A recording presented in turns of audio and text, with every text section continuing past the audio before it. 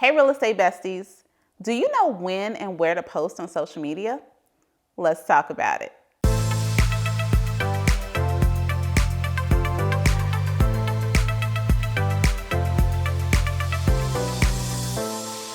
Hey everybody, it's Rosemary Lewis, your educator agent with eXp Realty, and today I'm going to answer the burning question, when and where do I post my content on social media?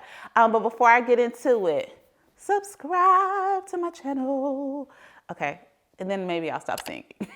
But no, seriously, y'all, go ahead and hit the subscribe button. And I'm so excited. I was just sharing with someone, I've been doing YouTube for quite a while, and I am over 2,000 followers. And to some, that's not a lot, but listen, the girl is over here rejoicing because it took me probably a hot 6 months to get to 100. So do me a favor. I feel like if all of y'all go ahead and share my channel with one of your friends, then before you know it, we can get to 5,000 before the end of 2022. Y'all help me out. So go ahead, subscribe to my channel because I'm bringing you all of these real estate tips. So if you know somebody in the business, looking to be in the business, I'm still a teacher, used to be a teacher at elementary school. Now I get to help teach and coach my fellow agents. So go ahead and subscribe, okay? All right, let's get into our topic for today.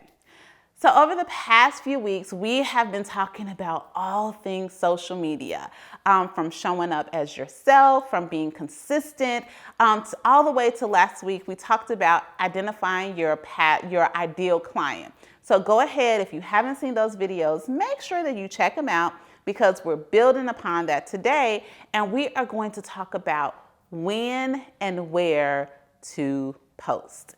This is a question that I hear all the time, and honestly, I think it comes from most of us, not all of us, but most of us who enter as real estate agents. We are coming from a different profession, right? I have shared with you all before, I was a classroom teacher, and while I was active on social media, I definitely was not looking to attract clients on social media. And notice I didn't say generate leads because that is not what I suggest. I suggest in all things that we do, we attract what we want to come to us.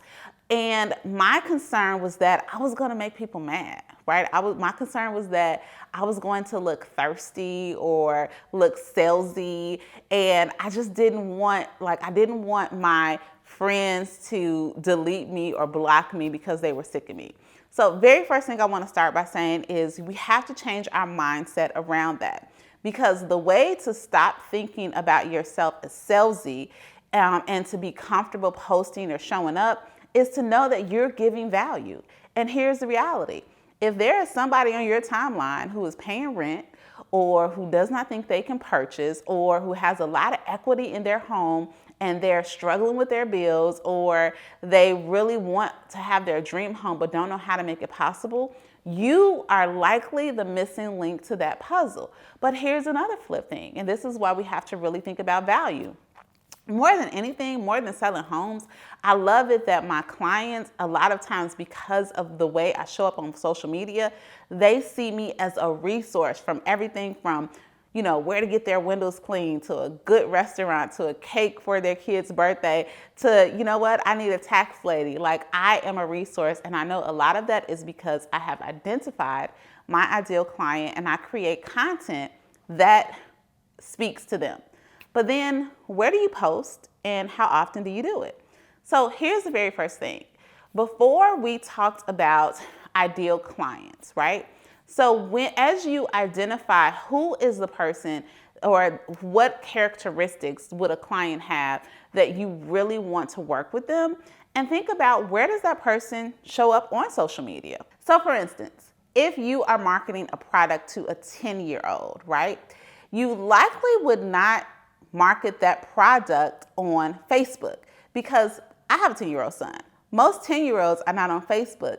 They're on TikTok, they're on Likey, they're on YouTube. So I'm going to promote that product that I want my 10-year-old or a 10-year-old to see where they are. So the same exact thing with your social media. So if you are marketing to senior citizens or to divorcees or to young mothers, where are they, right? If I was marketing to young families, I might market inside of Facebook and, slide in that I'm a real estate agent in some mom groups, because that is where my ideal client would be.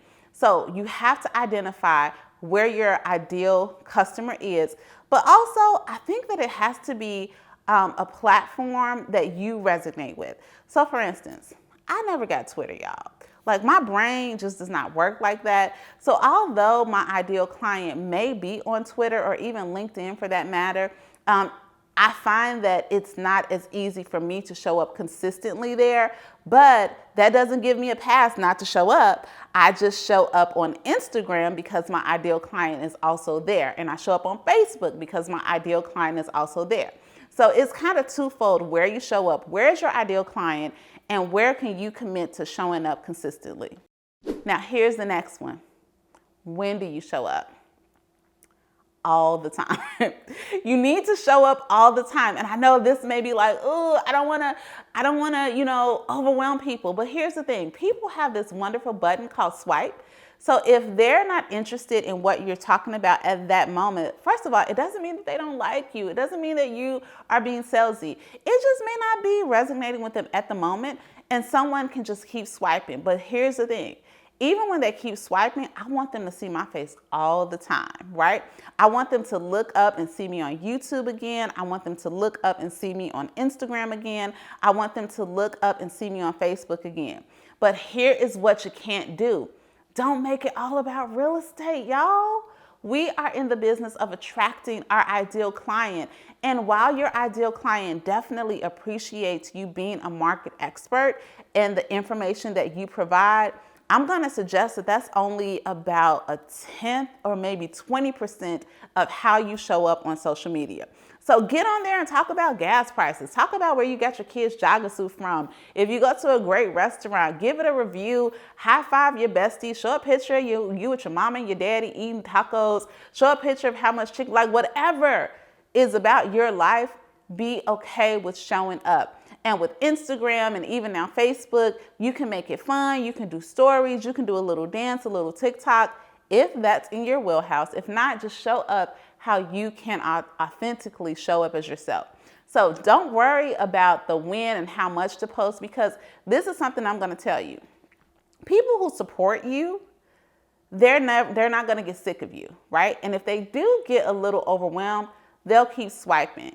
But the biggest thing, when you look at the biggest marketers on the internet, they consistently stay in your face. I was just sharing with somebody that I believe Starbucks is Starbucks, not because they have the best coffee, but because they are ultimate marketers. They are consistently in your face everywhere you go. And before you know it, you looking at that menu and you finding something to drink because it stayed in your face.